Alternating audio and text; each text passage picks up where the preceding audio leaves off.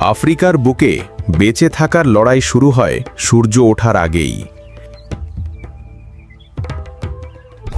তারা একা নয়, দল বেঁধে চলার মানেই একসাথে শিকার, একসাথে টিকে থাকা। শিকার শেখে ছোটবেলা থেকেই। মায়েরা শেখায় কিভাবে নজর রাখতে হয়, কিভাবে ধীরে এগোতে হয়। একসাথে তারা লক্ষ্যে চোখ রাখে। এটাই দলীয় শিকারের প্রথম ধাপ, ধৈর্য আর মনোযোগ। এখন শুরু হয় আসল অভিযান। একসাথে ছায়ার মতো এগিয়ে চলে তারা, নীরব, নিখুঁত।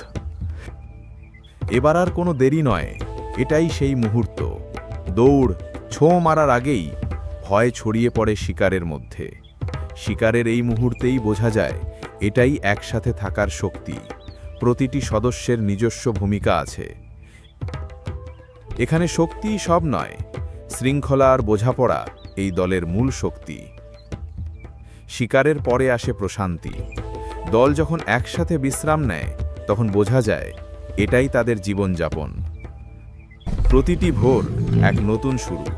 তাদের যাত্রা আবার শুরু হয় সূর্য ওঠার সাথে সাথে। এটাই তাদের শক্তি, দলবদ্ধতা।